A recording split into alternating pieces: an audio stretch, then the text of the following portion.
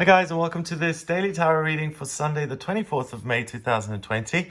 Thanks for joining me. I'm using a tarot deck that's so rare that I don't even know its name. So this is the Secret Tarot. I'm sure there is a name for it, but I don't have it. Let's have a look at what these cards want you to know. We have the Queen of Pentacles. I remember when I got this deck here at the local bookshop, I remember being really thrilled because it goes for hundreds and hundreds online.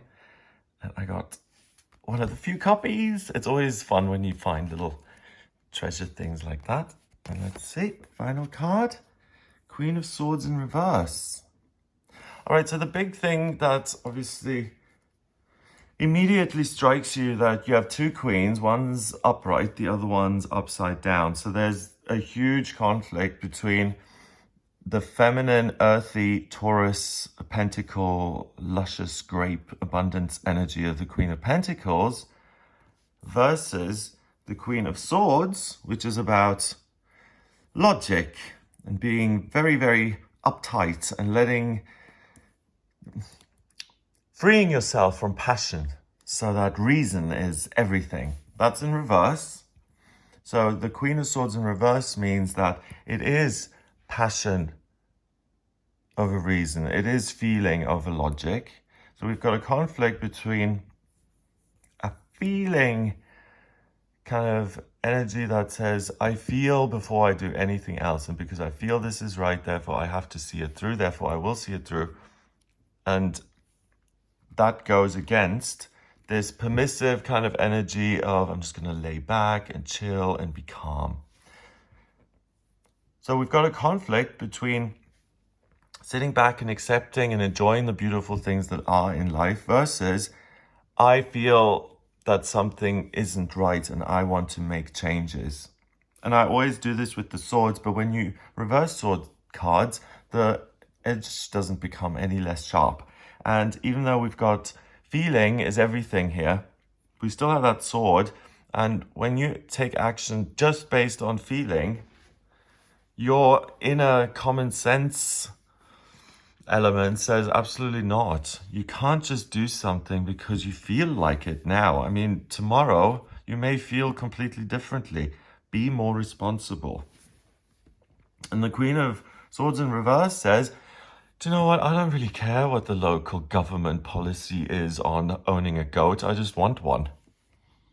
You know? It's like, oh, please spare me the details. I just want to do what I feel. And in the middle, the real freedom, 5 being freedom, and a dragon with wings, power, freedom. I mean, it doesn't get much more liberated than a dragon. 5 of Wands, also a dragon lady, it being kind of a derogatory term for anyone who's female, who's kind of got a will of their own. And yeah, that's actually interesting because we've got Taurus, Aries, we've got a lot of male energy. The people in charge are the queens today. So taking the idea and working with what you've got rather than generating new ideas, new problems, or building, tearing things down.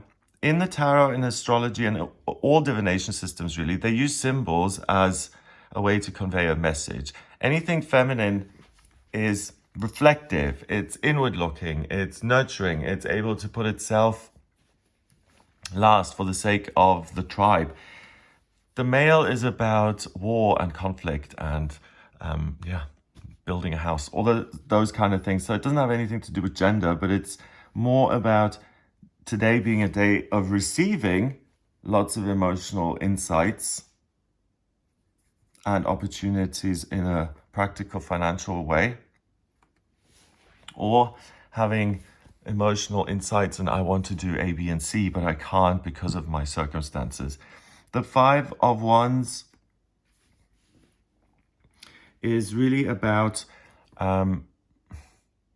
having conflict that's trivial. Now in this deck, it's not particularly trivial. If he doesn't chase that thing away, it's not just bye-bye with the Rams. They may be in trouble here. So we've got real anger and passion versus this theft, this crime that's being committed and someone leaning on someone else for sustenance. So we've got this dragon kind of stealing his sheep, his farms, stock supply, whatever it is, and he needs that to live. He's up in arms in it because he needed to live as well, and everyone's angry. So the anger or the conflict isn't outside you today. It's got nothing to do with the real world. If anything, you may be angry at yourself for not doing enough and not saying what you feel. Going away from a conversation and saying, oh, I should have said that in the moment, but I couldn't because I need to keep this job and stay in this family. And then afterwards you're like, oh. So it isn't trivial. It's about freeing yourself by saying, I am going to make do with what I've got and try and see how I can get the best out of it.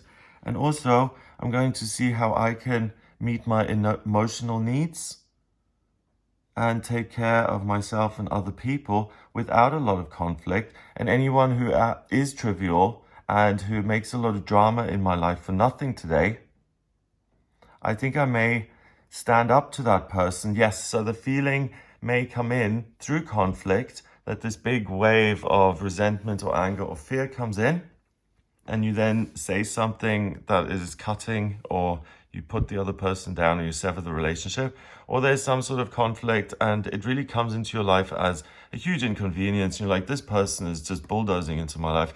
I'm going to actually physically help them leave my premises.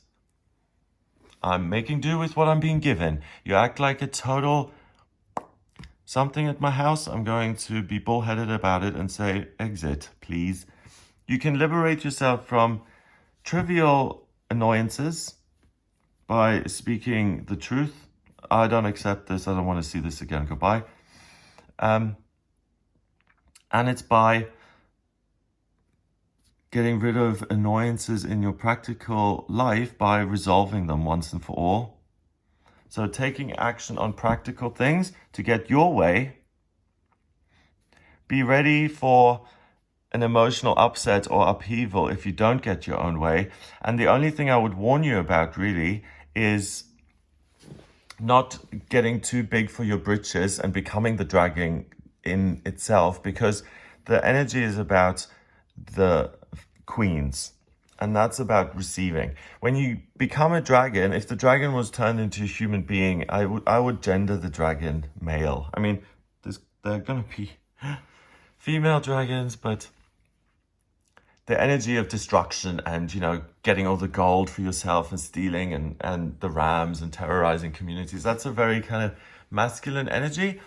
So you're meant to feel and listen and learn and observe and do and act with what you're being given. If you're the center of attention and if you're the one who's the big problem or the big freak out, then you're the center of attention and you're providing material for other people. You're not getting anything back. So you're not doing any learning. And the best way to get value out of the day is to be open-minded, to listen and to learn. And then you'll see your opportunities. And now one of those opportunities, or several, will lead to you being able to liberate yourself from either trivial conflict that's annoying or genuinely severe conflict that has become a real ball and chain around your leg and really holds you back and makes you feel held back. So number-wise, we've got the Queen. They count as court cards. 1 and 1 is 2, and then 5 is 7. That's 7 for the last 3 days now, I think. So mind and creativity is what numerology has to say in regard to the vibration of 7. You decide what frame of mind you're going to have. You're going to decide what you pay attention to. Like for instance, sometimes when you have a mock argument with someone and it becomes a real argument suddenly, and it is out of your control, anger is the only thing, again, to warn against, because that may hook you into getting out of control and letting this run away with you, rather than taking care of the things that you're being given. That's quite good. It's if you go for a meal or something with people, instead of having to be the center of attention and doing all the work to keep people interested, you can just sit back and relax and learn how to defuse stressful situations simply by observing or having your own feelings about something and being able to create. As a result, that gives you freedom in terms of your passions and your desires. That's the one good way to channel anger if it does come up, is through creativity, not by destroying other stuff. So yeah, keep a positive outlook. If you're not positive and if you're like, oh, I'm going to try and make this as bad for myself as possible, then you can be really cantankerous. But even that, it might really get rid of some problems that otherwise you may not have the courage to get rid of. And you may be able to take some things that really annoy you, and because you're able to stand up to all three, you're able to choose the one that is best for you. So you're not making yourself the center of the day. You're just trying to make the best of what is given. And if you do that, there's a lot of stuff that you can get out of today that empowers you and gives you a sense of freedom.